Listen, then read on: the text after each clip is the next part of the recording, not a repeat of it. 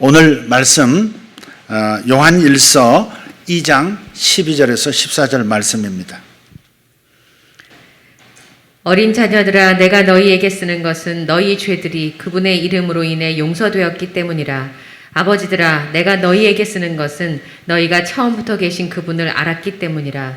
젊은이들아, 내가 너희에게 쓰는 것은 너희가 그 사악한 자를 이겼기 때문이라. 어린 자녀들아, 내가 너희에게 쓰는 것은 너희가 아버지를 알았기 때문이라.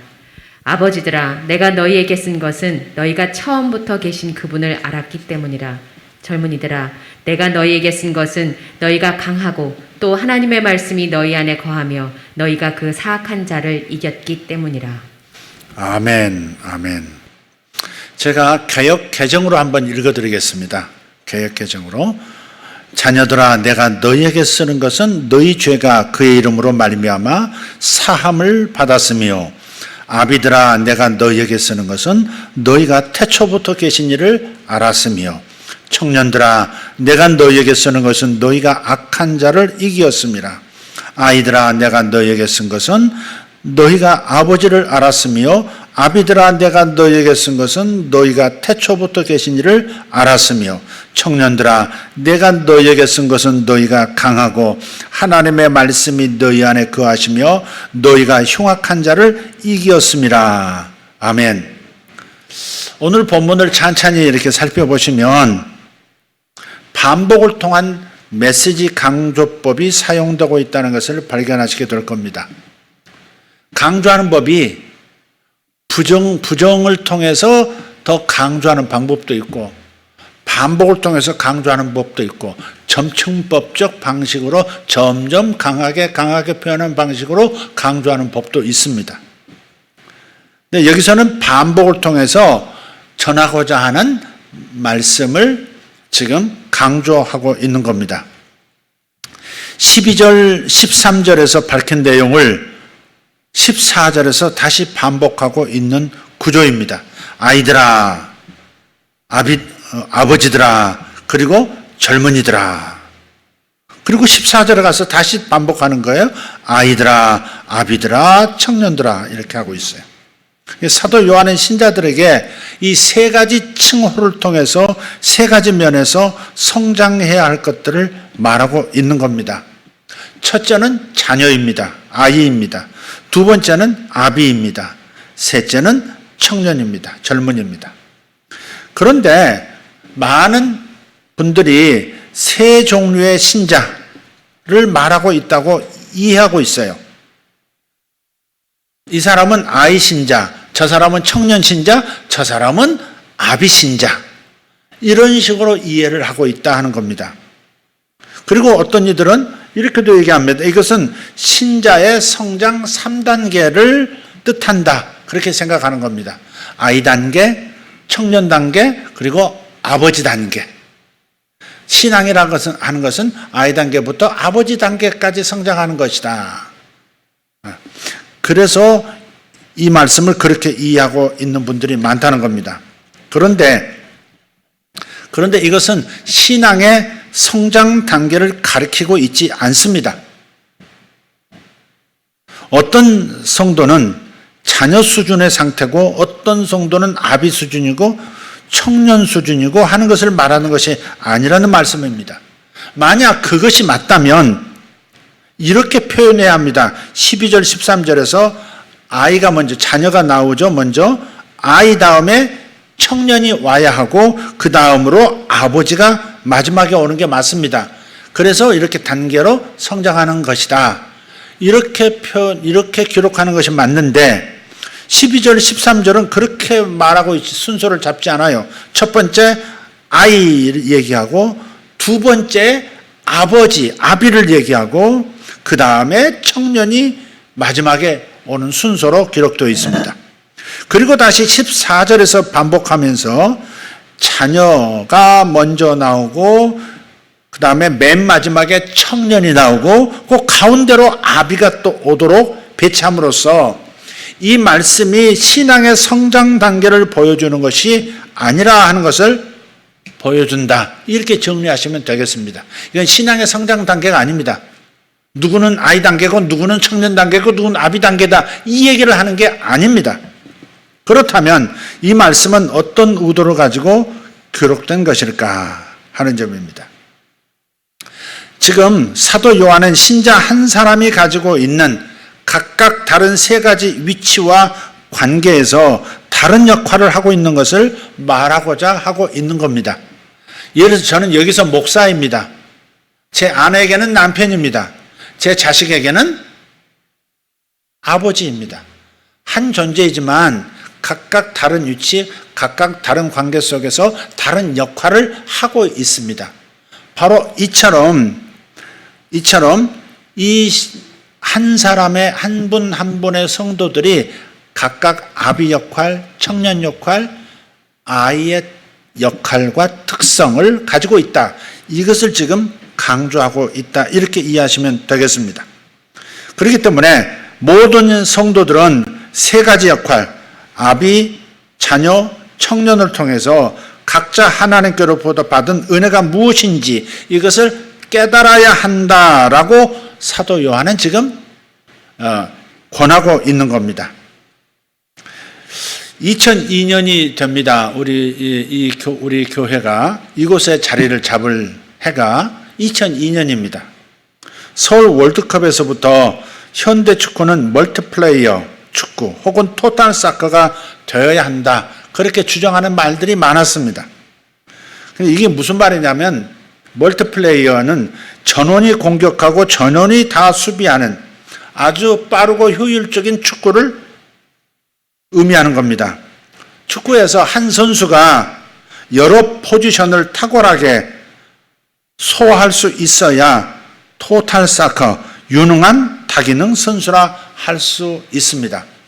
그러니까 센터포드 하던 사람이 어느 사이엔가 풀백으로 들어와 있고 그러다 다시 윙으로 볼을 몰고 나가고 그러고 다시 킥을 하는 슛을 하는 그러한 그 다양한 기능을 소화해내는 그런 축구를 말하고 있는 거예요.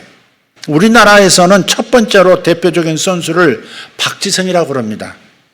그는 우리나라에 있을 때도 월드컵 때도 그랬지만 유럽으로 가서도 모든 포지션을 잘 소화하면서 그 지칠 줄 모르는 체력으로 90분 동안 축구장을 누비기 때문에 박지성을 첫 번째 멀티플레이어 선수로 쳤습니다. 그래서 우리 신자들도 이처럼 주어진 상황과 관계에 따라서 어떤 때는 자녀의 모습으로, 어떤 때는 아비의 모습으로, 어떤 때는 청년의 모습으로 하나님께 축복을 받고 있고 그 역할을 또 감당하고 있습니다. 이것이 성장하고 성숙하는 신자의 1인 3역 혹은 신자의 3종 축복이라 할 수 있겠습니다. 이런 모습을 띌 때 세 가지 역할을 다 해낼 수 있는 그러한 신자가 될 때 비로소 참된 영적인 멀티플레이어라 할 수 있을 겁니다. 이 시간에는 특별히 그리스도인으로서 우리가 누리고 있는 은혜를 생각해 보려고 합니다. 아까 3종 축복이라고 많은 표현을 했는데 우리가 누리고 있는 축복, 우리가 누리고 있는 은혜를 지금 생각해 보고자 하는 겁니다. 오늘 본문에서는 성도가 받는 세 가지 혜택, 세 가지 은혜를 말합니다. 첫째, 우리는 우리가 지었던 죄들을 다 용서받은 사람들이다 하는 얘기를 하고 있습니다. 두 번째는 창조주신 하나님 아버지를 우리는 알게 되었다 하는 겁니다. 죄를 용서받은 사람이 되었을 뿐만 아니라 우리를 지으신 분, 아니 우주를 지으신 분, 태초부터 계신 창조주 하나님을 드디어 알게 되었다. 이게 우리가 받은 두 번째 복이다 하는 겁니다. 세 번째, 우리는 악한 자를 이긴 사람들이다. 사악한 자 혹은 개역개정에서는 흉악한 자, 즉 사탄과 사탄의 세력들을 이긴 강한 자의 권위를 갖게 되었다 하는 말씀을 하고 있는 겁니다. 죄산 받았다 할 때는 아이라고 표현하고 있고 창조주신 하나님 아버지를 알게 되었다 하는 것은 아버지라고 하는 역할을 말하면서 표현하는 거고, 그리고 청년 젊은이들에 대해서는 우리는 강한 자가 되어서 이제 저 흉악한 세력을 이긴 사람들이 되었다라고 하는 이 삼중 축복을 이야기하고 있는 겁니다. 오늘은 지금 이 시간에는 12절에만 집중을 좀 해보도록 하겠습니다. 우리가 받은 은혜, 12절에 나타나는 아이로서, 자녀로서 받은 은혜, 이것은 크게 두 가지입니다. 하나는 소극적인 면이고요, 하나는 적극적인 차원입니다. 소극적인 은혜란 뭐냐? 자신이 일생에 지었던 또 지을 모든 죄들에 대한 사함, 죄 용서의 은혜를 말하는 겁니다. 적극적인 은혜라고 하는 것은 첫 번째 나오는 단어, 자녀입니다. 하나님의 자녀의 신분을 얻은 은혜를 말합니다. 이 두 가지 은혜가 오늘 좀 선명하게 여러분 마음에 새겨지기를 원합니다. 첫째로 죄 용서의 은혜입니다. 죄 용서의 은혜. 소극적인 은혜를 말하는 12절을 다시 한번 보도록 하겠습니다. 자녀들아, 내가 너에게 쓰는, 아이들아, 내가 너에게 쓰는 것은 너희의 죄들이 그의 이름으로 말미암아 사함을 받았으며. 이것은 하나님의 자녀들의 죄를 용서받은 자들임을 강조합니다. 그의 이름으로, 예수 이름으로 용서받았다는 겁니다. 예수 이름으로 용서받았다는 말은 예수님의 대속적인 그 십자가의 권한과 그 죽으심에 근거해서 믿는 우리가 용서를 받는 것을 말하는 겁니다. 예수님은 죄인인 아담의 후예로 이 땅에 오신 것이 아니죠. 우리 인류는 전부 아담의 후손입니다. 그러나 예수님은 아담의 후손이 아닙니다. 하나님이신 그분께서 인간의 몸을 입고 갑자기 인류의 계보 사이로 쑥 들어오신 겁니다. 한 여인의 몸을 빌어서 느닷없이 침투에 들어오신 분, 그분이 예수님이세요. 예수님은 새 인류의 대표로서 죄가 전혀 없는 분으로 이 땅에 오셨어요. 아담의 후손은 전부 죄인입니다. 죄를 생명도 육신도 물려받지만 동시에 죄도 다 물려받아서 태어날 때부터 죄성이 있는 겁니다. 그건 증명하려고 애쓰지 않아도 다 드러납니다. 아이 때부터 사람 속에 죄성이 있다는 것을 우리는 누구나 다 아는 겁니다. 자식을 기를 때 우리는 그걸 다 발견하죠. 그런데 예수님은 하나님으로서 인간의 몸을 빌어서 이 땅에 인간으로 오신 분이기 때문에 그런 죄성이 전혀 없으신 분, 죄를 짓지도 않았을 뿐 아니라 죄를 지은 적이 없으실 뿐 아니라 아예 그 안에 죄의 씨가 없는 분, 그런 분이세요. 예수님께서는 몸소 아담의 후손들이 받을 사망과 저주를 물려받고 대신 고난당하실 자격이 생기신 거예요. 그러니까 인류의 죄가, 죄인이 죄인을 용서 못하잖아요. 감옥 안에 있는 사람이 다른 죄인들의 죄를 용서해 줄 수 없고 대신할 수 없습니다. 내가 10년형을 받았는데 당신은 1년형을 받았어. 그런 얘기, 1년 받은 당신이 내 것 좀 한 4년 가져가줘. 우리 함께 나가자. 이럴 수 없다 이 말이죠.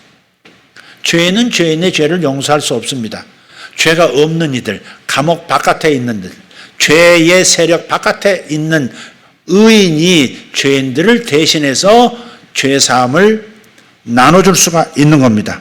그 죄의 모든 문제는 십자가의 대속적인 죽으심으로 근본적으로 해결된 줄 믿습니다. 그렇기 때문에 이제 믿는 자에게는 죄로 인한 정죄와 형벌이 없는 겁니다. 그분이 다 가져가셔서 죄인 됨을 덮어쓰시고 모든 죄값을 다 치르시고 하늘 법정 앞에서 다 죄사함을 이루어 주신 겁니다. 누군가가 나를 위해서 대신 죽어주신 거예요. 바로 그분이 예수님이신 거예요. 우리 모두를 대신해서 죄인이 되어서 죽어주신 거예요. 그래서 죄로 인한 정죄와 형벌이 더 이상 없으니까 그 죄로 인해서 지옥에도 가지 않게 된 것입니다. 그래서 이제는 신자가 지옥에 가는 것은, 성도가 지옥에 간다는 것은 법적으로 부당하고 또 불가능한 것이 되어버렸습니다. 그래서 예수 믿으라는 겁니다. 예수께서 죄인인 나를 대신해서 죄인이 되어 죽어주신 이 사실을, 십자가에서 내 대신 죽어주신 그 고마우신 사랑을 받아들이라는 겁니다. 그래야 내 죄가 용서되었다는 사실이 적용이 되고, 그래서 내가 새 생명 가운데서 살 수 있기 때문에. 일사부재리의 원칙이라는 게 있죠. 법정에서는요, 한 가지 죄에 대한 사건에 대해서 한번 판결이 나고 그것이 집행이 되고 나면 다시 그 문제를 법정에 세울 수 없습니다. 그게 일사부재리의 원칙입니다. 한번 그 문제에 대해서 취급을 했는데 다시 그 문제를 소환할 수 없다는 겁니다. 그래서 인류의 죄를, 저와 여러분의 죄를 하나님의 아들 죄 없으신 당신께서 뒤집어 쓰시고 죄인이 되어서 로마 법정에서 죄인으로 선고받고 십자가에서 대신 죽으신 겁니다.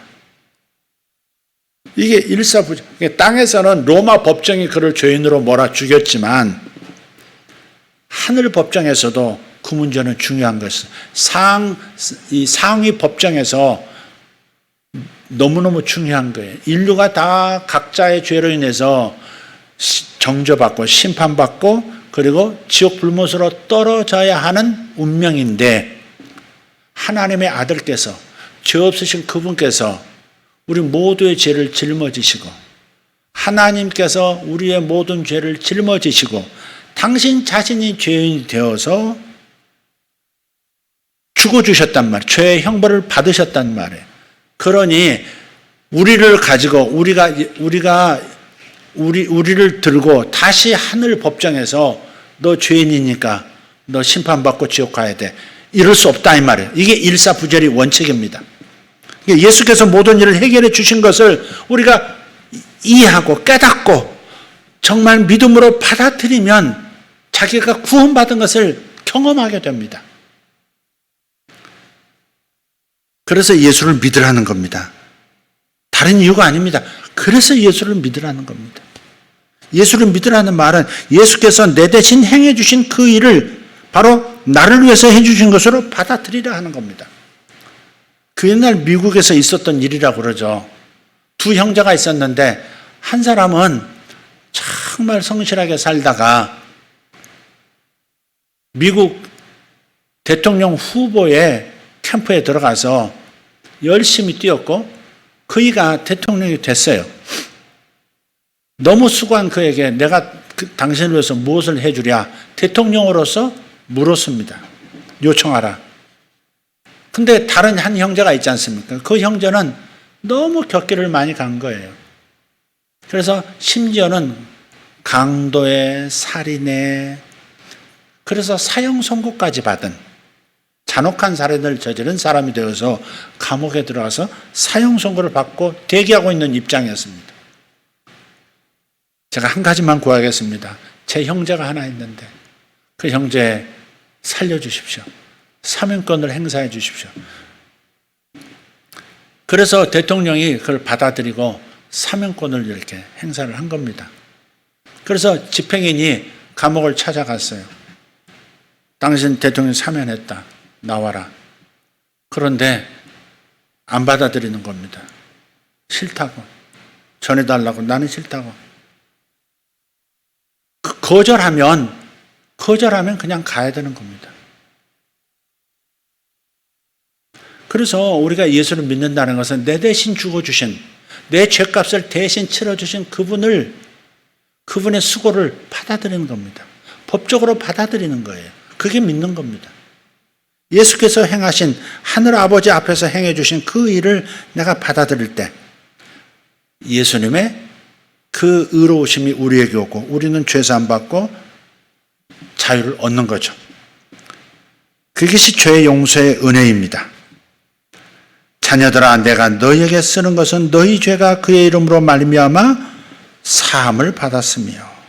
그래서 하나님의 자녀는 이제 지옥과는 관계가 없는 사람이 된 겁니다. 한 번도 죄를 지은 적이 없는 사람처럼 죄가 사라진 사람, 의의 사람이 되었습니다.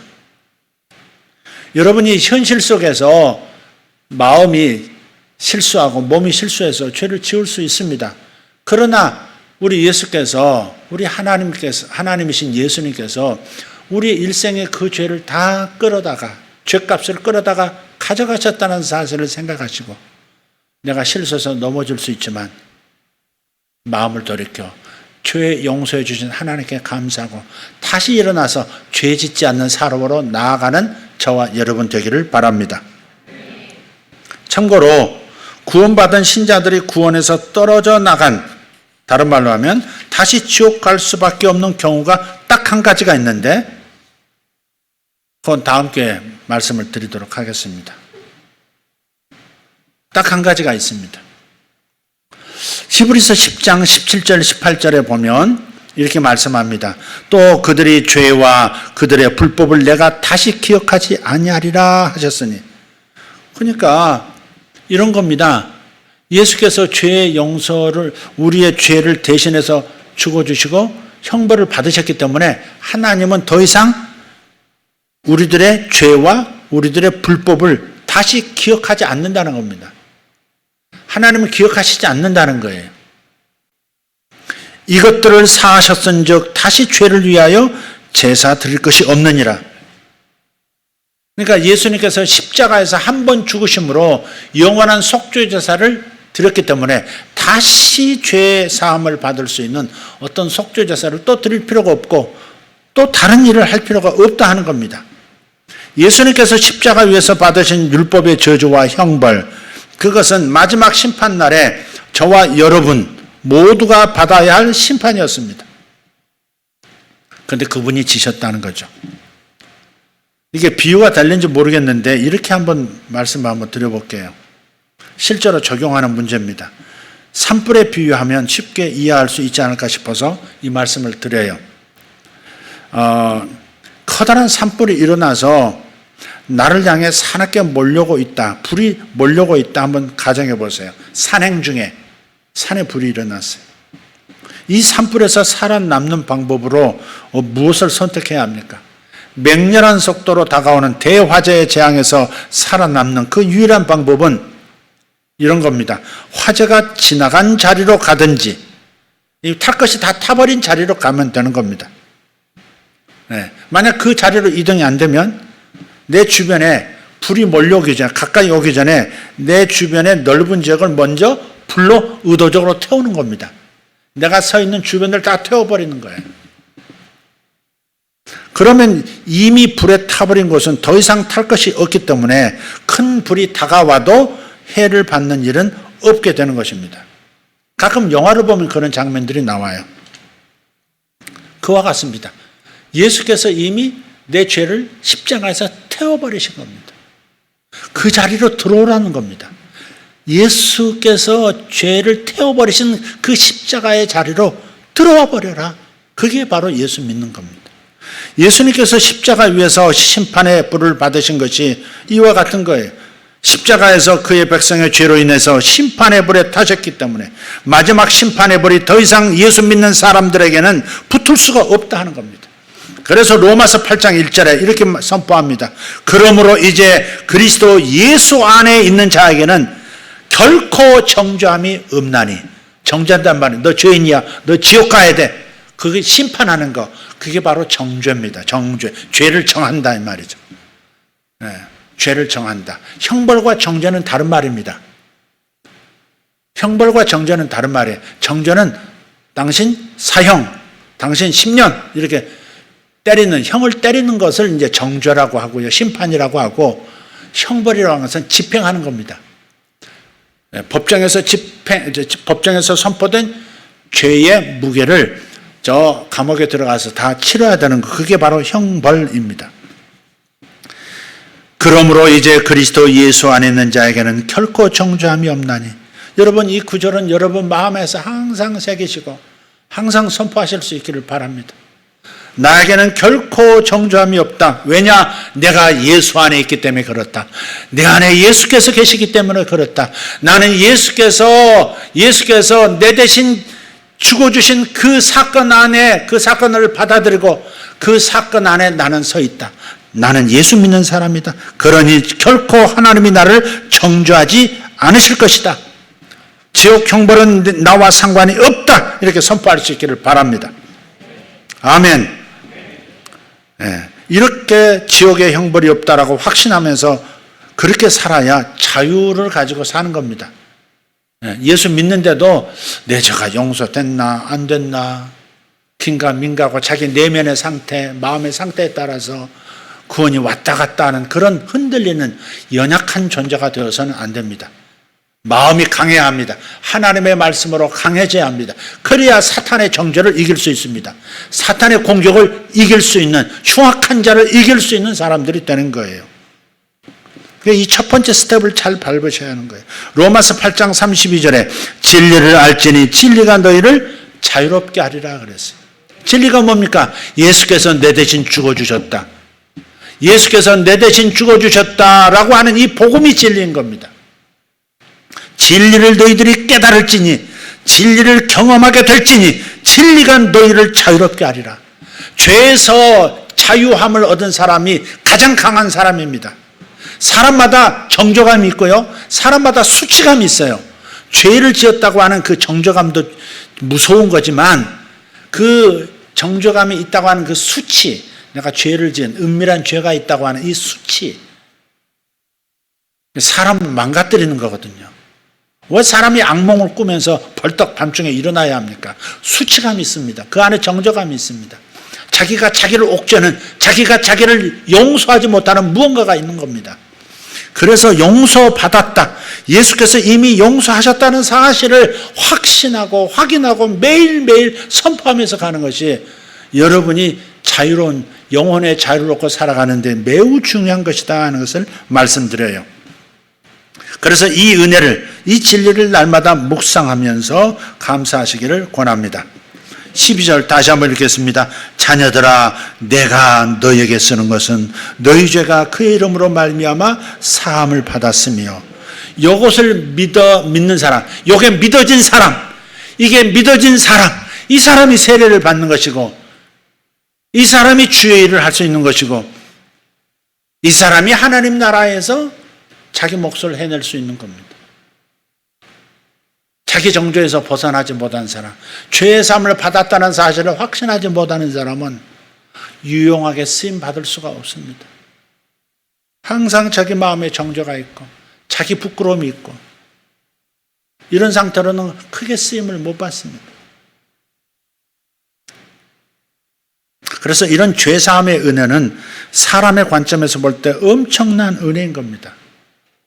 그러나 더 큰 구원의 은혜를 베푸시는 하나님의 입장에서는 바로 이 죄사함의 은혜가 소극적인 은혜에 불과합니다. 절반의 은혜라 그렇게 표현할 수 있겠습니다. 그래서 두 번째 은혜는 뭐냐? 아이 입장에서 받은, 자녀 입장에서 받은 두 번째 은혜는 뭐냐? 말 그대로 자녀가 된 은혜입니다. 2장 14절을 한번 봅시다. 2장 14절, 아이들아, 내가 너희에게 쓴 것은 너희가 아버지를 알았으며. 아이들아, 내가 너희에게 쓴 것은 너희가 아버지를 알았으며. 아버지가 계시다는 것을 알았다는 것은 내가 자녀라는 사실을 깨닫게 되었다 하는 말이죠. 하나님께서는 예수님을 믿는 자의 죄를 용서하실 때 엄중하고 공정한 재판장이 있었습니다. 그런데 재판장이신 하나님께서 친히 신자의 아버지가 되시는 것은 죄 용서의 은혜를 넘어서는 보다 큰 은혜입니다. 일반적으로 판사는 어떤 사람에게 죄가 있다라고 정의의 판결을 내리기도 하고, 그래서 무죄임을 선언하기도 합니다. 당신은 죄가 있어, 당신은 무죄요, 방면, 이렇게 선언해 주는 겁니다. 이처럼 공의로우신 재판장이신 하나님께서 내 아들 예수가 너를 대신해서 형벌을 받았으므로 내 아들을 믿는 너에게는 더 이상 죄가 없다라고 선언하신 겁니다. 이것은 중생한 모든 신자들에게 주어진 죄사함의 선물입니다. 그러나 죄사함을 받는 것과 하나님의 자녀가 되는 것은 또 다른 문제입니다. 세상의 어떤 판사도 한번 상상해 보세요. 세상의 어떤 판사도 법정에서 피고에게 무죄를 선언했다고 해서 그 사람을 자기 자녀로 입양할 의무는 없습니다. 그죠? 당신 무죄요. 이제부터 자유롭게 사시오. 무죄 선고한 죄가 없음을 증명해 준 판사랄지라도 그 사람을 자기 자녀로 삼는 경우, 자기 자녀로 입양하는 그런 의무가 따르는 것은 아니다 이 말. 무죄를 선포해 줄 뿐이지, 자유를 선포해 줄 뿐이지 자녀로 입양하지는 않습니다. 대통령은 대통령의 권한으로 특별한 날에 범죄자들에게 대사면을 베풀죠. 그래서 한 번에 몇백 명씩 사면을 받기도 합니다. 그들은 형기가 단축되거나 교도소를 즉시 나오게도 되고 범죄 기록이 삭제가 됩니다. 이것이 사면제도 혹은 사면 복권 제도입니다. 하지만 지금까지 대통령의 사면을 받은 사람들 중에서 그 어떤 사람도 사면을 받았다는 그 이유로 사면권을 행사한 대통령의 자식으로 입양된 경우를 들어본 적이 없습니다. 들어보신 적 없을 겁니다. 그랬다면 온 세상이 떠들썩했을 거예요. 이런 일은 왜 일어날 수 없는 것인가? 사면의 수혜자가 사면권자의 자녀가 되는 것은 전혀 관계가 없는 것이기 때문에 그렇습니다. 사실 이러한 사실에 비춰볼 때 각 사람이 행한 대로 갚으시는 하나님께서 그가 친히 용서한 우리 신자들을 자신의 아들로 입양해 주셨다고 하는 것은 이것은 실로 놀라운 엄청난 은혜인 것입니다. 용서받은 죄인이죠, 우리는. 의인이란 말은 용서받은 죄인입니다. 예수는 처음부터 의인이시고 죄가 없으신 그분이시고 하나님이 이 땅에 오셨으니까 죄가 없으신 그분이시고, 그러나 우리는 죄인이었었죠. 그러다가 예수님으로 인해서 용서받은 죄인이 된 겁니다. 용서받은 죄인 된 걸 믿으십니까? 네, 그렇습니다. 용서받은 죄인입니다. 이 용서받은 죄인으로 끝나는 것이 아니라 하나님의 자녀로 입양까지 주님께서 이루셨다는 겁니다. 나 같은 죄인을 용서하신 그 은혜에 감사하고 또 감사할 일이지만, 하나님의 사랑을 더 완전하게 깨달을 수가 있었던 근거는 재판장이신 하나님께서 친히 우리들의 아버지가 되어주시고 우리가 그분의 자녀가 되는 것, 그래서 결국 가장 높은 차원의 은혜를 받은 사람들이 우리라 하는 겁니다. 우리 신자들은 자주 이렇게 기도하죠. 하나님, 제 죄를 용서해 주셔서 감사합니다. 지옥 가는 그 멸망의 길에서 건져주신, 명쾌해 주신 하나님의 은혜에 대해서 감사드립니다. 이렇게 기도해요. 물론 이것은 마땅한 일입니다. 감사하고 또 감사하고 또 감사해도 갚을 수 없는 은혜가 분명합니다. 그러나 신자의 감사가 여기서 멈춘다면 그것은 절반의 작은 감사에 끝나고 마는 겁니다. 우리 예수님께서는 단지 죄인의 정죄와 형벌을 제거하고 지옥에 가지 않게 할 정도로 죄인을 사랑하신 것이 아니라, 하나님의 그 사랑은 재판장 하나님이 친히 용서받은 자들의 아버지가 되어주셨다는 겁니다. 하나님의 사랑이 어디서 더 크게 느껴지십니까? 단지 죄를 용서했다는 사실도 사실은 엄청난 얘기입니다. 이 깨달아지면 눈물이 쥐하로 흐를 수밖에 없습니다. 예수께서 내 대신 죽어주셨다는 사실을 저는 믿지를 못했어요. 어려서부터 교회를 다녔지만 믿지를 못한 사람, 믿어지지가 않습니다. 또 어떤 분에게 제가 대만서 공부하고 돌아가신 어떤 분에게, 박사님에게 얘기를 했어요. 예수님께서 당신을 위해서 십자가에서 죽어주셨다고. 그분이 대만에서 한인교회 다니면서 집사님이셨대요. 근데 이제 한국에 들어와가지고 제가 양재동에서 이 분당 오기 직전에 양재동에서 개척을 막 시작했을 때 그분이 저희 교회로 오셨어요. 아니구나. 죄송합니다. 그냥 여기 분당에 들어와서 그때 우리 교회로 오셨어요. 근데 그분은 그 부부에게 제가 얘기를 했습니다. 다시 복음을 전한 거예요. 예수님께서 당신을 위해서 십자가에서 대신 죽어주셨습니다. 그랬더니 그분이 갑자기 화들짝 놀라시는 거예요. 어머, 목사님 왜 그런 말씀을 하세요? 무서워요. 그러더라. 왜 나를 위해서 죽어줘요, 누가? 뭐 이렇게 얘기하는 거예요. 제가 별일을 다 경험했습니다. 아니, 예수 믿는 분이에요. 교회도 오래 다니신, 대만에 다니시고 집사까지 받으셨다는데 예수께서 나를 대신해서 죽어주셨다. 그분의 피값으로 우리가 사는 것다니까. 그분이 왜 나를 위해서 피 흘려요? 무서워요, 목사님. 그러더라고요. 그러니까 그거 안 믿어지는 겁니다. 그러니까 믿음도 하나님이 믿게 해주셔야 되는 부분이 분명히 있습니다. 저는 믿으라고 권하지만 그 믿으라고 권하는 그 말씀이 이렇게 생생하게 믿어지게 하는 분은 하나님이신 거죠. 하나님. 믿음은 하나님이 주시는 거예요. 믿음조차, 하나님을 믿는 믿음조차 하나님이 주셔야 믿어지는 거예요. 그러니까 우리가 모든 것이 은혜라고 생각할 수밖에 없는 거예요. 만약에 예수께서 하나님의 아들이신 것과 하나님의 아들이시란 말은 죄가 없으신 분이라 그 말이에요. 죄가 없으신 분이라야 죄 있는 누군가를 위해서 대신 죽어줄 수가 있죠. 그래서 하나님의 아들이신 것과 그분이 나를 위해서 죽어주시고 그래서 내가 죄사함을 받을 자격을 얻었다. 여기 안 믿으시는 분이 계시면 기도하셔야 합니다. 그냥 기도하세요. 뭐 하루에 몇 시간씩 기도해라. 기도 사명, 기도 용사라 그러셨는데 그렇게 기도해야 된다 하는 말씀 드리는 게 아니고 진실하게 단 한마디라도 한번 기도하시라는 거예요.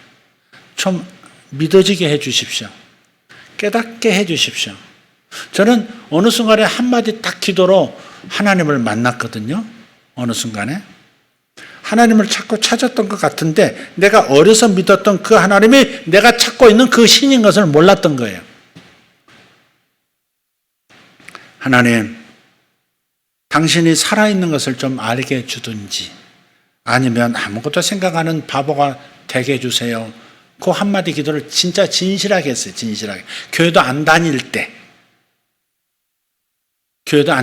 길거리에서 한번 너무 인생에 대한 괴로움이 있어서 인생의 의미가 뭔가 고민하다가 한마디 기도 올렸어요.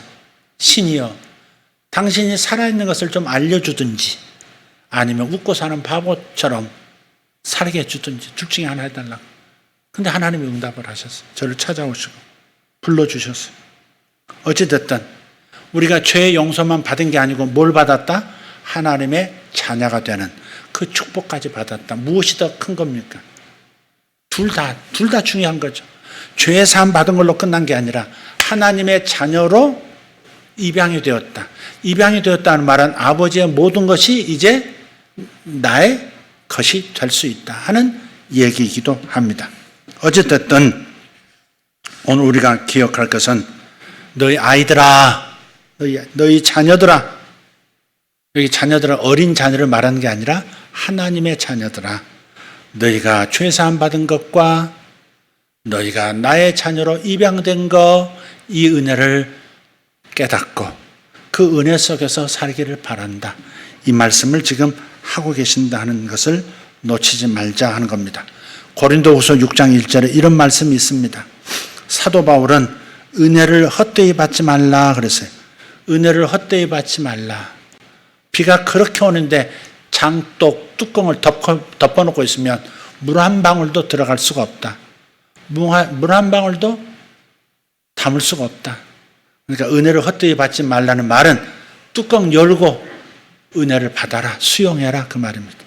하나님의 말씀이 선포되고 내가 무언가 진리를 들을 때 마음을 활짝 열고 아멘으로 그렇습니다, 인정합니다, 제가 받습니다 이런 마음으로 받아라. 그게 은혜를 헛되이 받지 말라 하는 말씀의 의미입니다.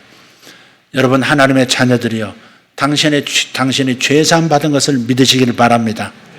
당신이 하나님의 자녀가 되어 하나님의 모든 것들이 여러분의 소유가 된 것을 믿으시기를 바랍니다.